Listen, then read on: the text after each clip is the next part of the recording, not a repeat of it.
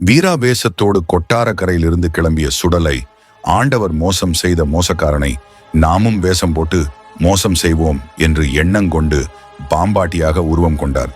கானகத்தில்தான் பிடித்த பாம்புகளை கொண்டு நந்தம்புனலூர் வந்தடைந்தார். பாம்புகளை தெருவில் விட்டு வித்தை காட்டிக் கொண்டிருந்தார். காளிப்புலையன் வீட்டிலிருந்து யாரும் வந்து பார்க்கவில்லை. ஆனால் காளிப்புலையனின் மகள் மாவிசக்கி தன் வீட்டின் மாடியில் நின்று இதை கவனித்துக் கொண்டிருந்தாள். அவளை கண்டார் சுடலை. இவளுக்காகத்தானே அந்த திரவியத்தை களவெடுத்தான் பெரும்புலையன். எனவே முதலில் இவளை பலிவாங்க வேண்டும் என்று எண்ணி வயதான பண்டார உருவெடுத்து காளிப்புலையன் வீட்டுக்கு வந்து கையேந்தி பிச்சை கேட்டார். யாரோ சிவனடியார் தன் இல்லம் தேடி வந்து பிச்சை கேட்பதை அறிந்த மாவிசக்கி அன்னம் எடுத்துக்கொண்டு பிச்சையிட வாசலுக்கு வந்தாள். அவளை அலைக்கழித்தார். இதனால் மாவிசக்கி கோபமடைந்தாள். அடே கேட்டு பண்டாரம், பிச்சை எடுக்க வந்தால் கொடுத்ததை வாங்கிவிட்டு போக வேண்டியதுதானே, ஏன் இப்படி விளையாடுகின்றாய் என்று கோபத்தோடு சுடலையை நோக்கி கேட்டாள். பெண்ணே மாவிசக்கி, நான் பிச்சை கேட்டு வரவில்லை, உன்னை பெண் கேட்டு வந்தேன். என்னை பெண் கேட்டு வந்தாயா?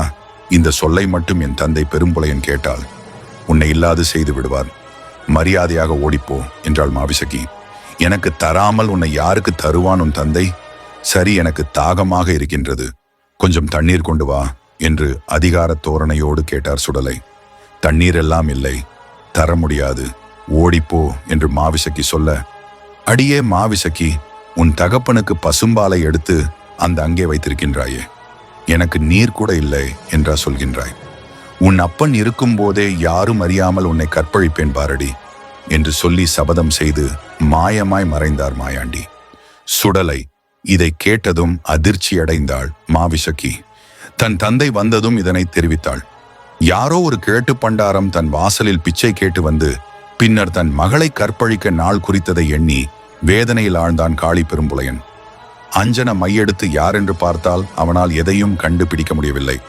மாந்திரீகத்தில் பெரியவன் என்று பெயர் எடுத்த என்னையே ஒருவன் ஏமாற்றுகிறான் என்றால் நாம் எச்சரிக்கையாக இருக்க வேண்டும் என்று முடிவு செய்து மாவிசக்கிக்கு மந்திர காவல் அமைத்தான். 7 அறைகளை அடுக்கடுக்காக அமைத்து நடுவரையிலே பெண்ணை அமர செய்தான்.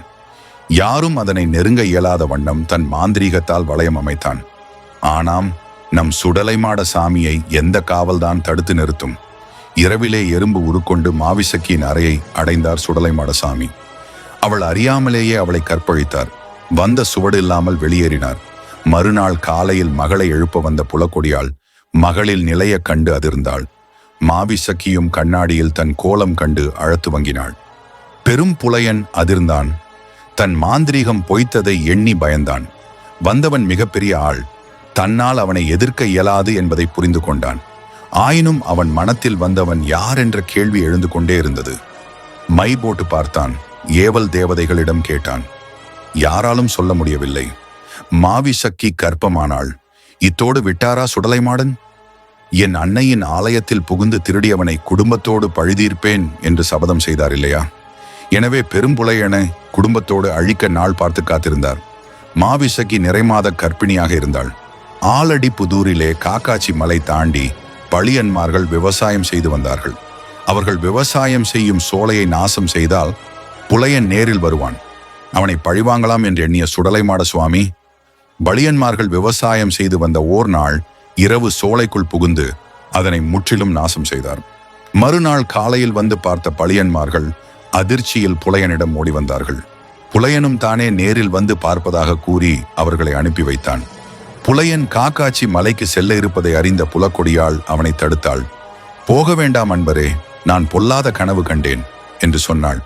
யாராலும் என்னை எதுவும் செய்ய இயலாது, நீ என்னை தடுக்காதே என்று சொல்லிவிட்டு புலையன் புறப்பட்டு சென்றான். பழியர்களின் சோலையில் அமர்ந்து மை போட்டு பார்த்தபோது அவனால் எதுவும் கண்டுபிடிக்க முடியவில்லை. பிறகு சுடலைமாடன் தானே அவன் நேரில் பிரசன்னமானார். தான் யார் என்பதை அவனுக்கு தான் தெரியப்படுத்தினான்.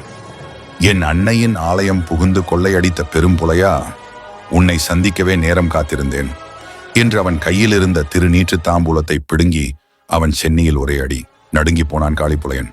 ஐயா, உன் பலம் அறியாது உன் காவலில் இருந்த திரவியங்களை கொள்ளை கொண்டு வந்து விட்டேன், என்னை மன்னித்து விடு, நாம் பங்காளிகளாக இருப்போம் என்று சுடலைமாடனிடம் பேரம் பேச ஆரம்பித்தான் காளிப்புலையன்.